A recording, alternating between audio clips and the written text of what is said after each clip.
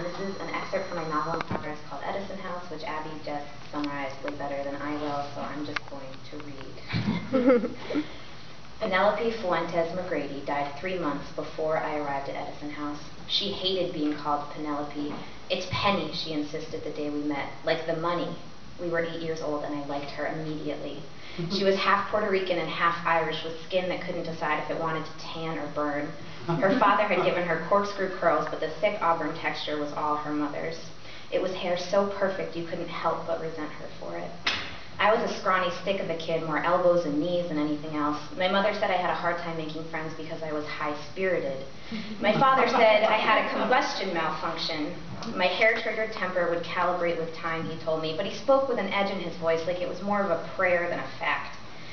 All of first grade, I'd sat at a desk by myself because I'd had a tantrum when Alan Deacon took the red marker I'd wanted to draw with. I can remember it still, that candy red, brand new and sticking out of the packet like a prize. I'd shoved Alan and snatched the marker right out of his hand, but I shoved him so hard he fell and smacked his face on the corner of a desk. I hadn't meant for him to fall. I'd not even meant to shove him, really, but no one asked me what I'd meant to do. Alan was fine, except for a big black eye, and I spent the rest of the year sitting by myself. The last thing I expected the first day of second grade was for a girl with the hair of a Disney princess to sit down next to me, take my hand and say, "Because we're sitting together, you can borrow my pencils whenever you want. Even the pink one, that's my favorite." My 8-year-old heart almost burst.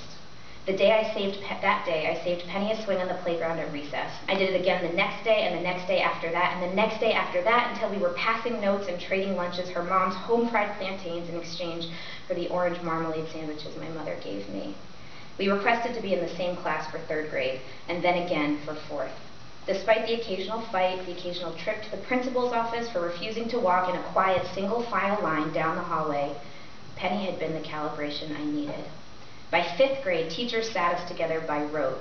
We had sleepovers, rode bikes, harassed the ice cream man until he snuck us free lime popsicles, the best flavor. In the magical way 11-year-olds do, I imagined the future would always be like that. Frog and Toad, Tom and Huck, orange marmalade and fried plantains. That Penny outshone me wherever we went, that didn't matter. She was the better student and better liked, but I was quick, the best athlete in our class with the best right cross. Penny couldn't even throw a baseball. During a 5th grade game of dodgeball, she tripped over her own foot and fell flat on the floor, breaking her nose so badly it swelled and blocked her nasal passages, leaving her to breathe out of her mouth for almost a week. The boys started calling her Darth Vader. All at once, wicked little chants that reduced her to tears. The boys would say, "Take Darth Penny," and the girls would shout back, "We don't want any." "We don't want any, we don't want any," whispered into her ear when she came into the classroom, written on notes that got stuffed into her locker. When Alan Deacon snuck one of these notes into Penny's backpack, I threw him against a locker and showed him what it really felt like to get a black eye.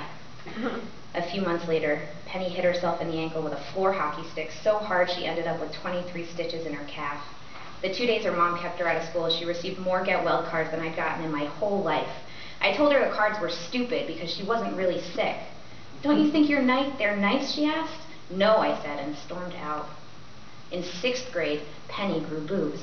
Tiny 12-year-old boobs that seemed to have improved her posture overnight. After buying her first bra, Mrs. Celestina Fuentes McGrady presented Penny like a trophy. "You want to play with Penny? Here she is." Penny stepped from behind, fidgeting with the bra's clasp, which she told me later dug into her back uncomfortably. Everyone noticed Penny's boobs. Me, her mom, and especially boys. They blushed when she walked into a room. They averted their eyes and snickered. And then they started pulling her hair. Because they were too scared to snap her bra strap, just like they were back in 2nd grade, they grabbed and yanked and pulled at her curls with sticky boy fingers, snickering every time Penny winced. "What did I ever do to them anyways?" she asked me. "It's your boobs," I said. It's not, she crossed her arms over her chest. "I could give Alan Deacon a black eye," I offered. "That would make him stop." "Don't do that," she said. "But we have to do something."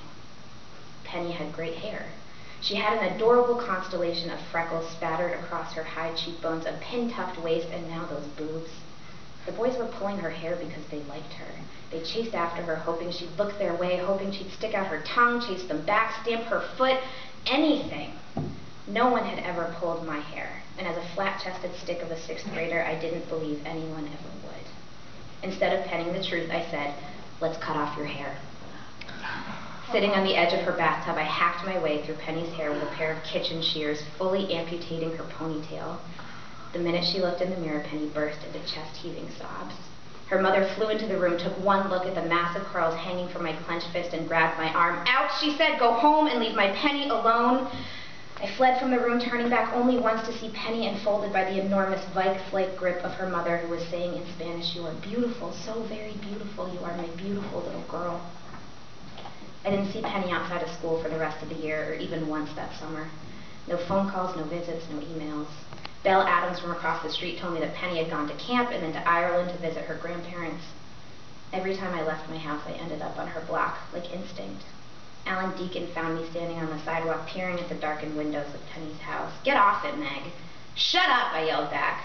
"Why, are you going to give me another black eye?" He pedaled his bike right up beside me. "Come on, let's steal a beer from my grandpa. This is too pathetic, even for you."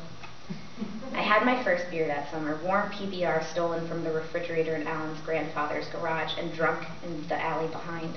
The stuff was bitter with a sharp aftertaste, but I drained the can anyway. No way I would back down from a challenge in front of stupid Alan Deacon. He drank his beer like he'd been doing it his whole life, burping after the last sip and wiping his mouth with the back of his hand before tossing the can to the side. I imitated him the best I could. "Feel better?" he asked. I felt sick, but the rumbling in my stomach, the wet heat crawling down my limbs, making them loose and nimble, that the spring-coiled tension in my heart had been a few degrees untorqued. I liked that. I spent the rest of the summer drinking beers with Alan, getting fired from babysitting jobs my mother set up, and obsessing about 7th grade. 7th grade meant the junior wing of Jefferson High, a building 3 times the size of any school I'd ever been in. Besides Jefferson, there were a couple of private schools and parochial schools.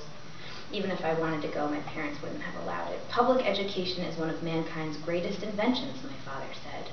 Confucius established the first public schools around 500 BC, 1,000 years before the Greeks, 2,000 years before the Pilgrims. I can still hear his voice, exuberant and proud, quoting Confucius with the earnestness of a priest.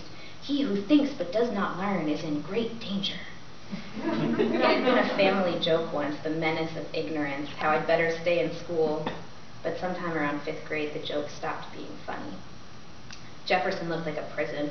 My only solace was that Penny would be there too. We'd get lockers side by side, point at the guys we would or would not make out with. I'd take her to Alan's house and give her her first beer. She returned from Ireland the week before school started. 3 months had gone by since we'd seen each other.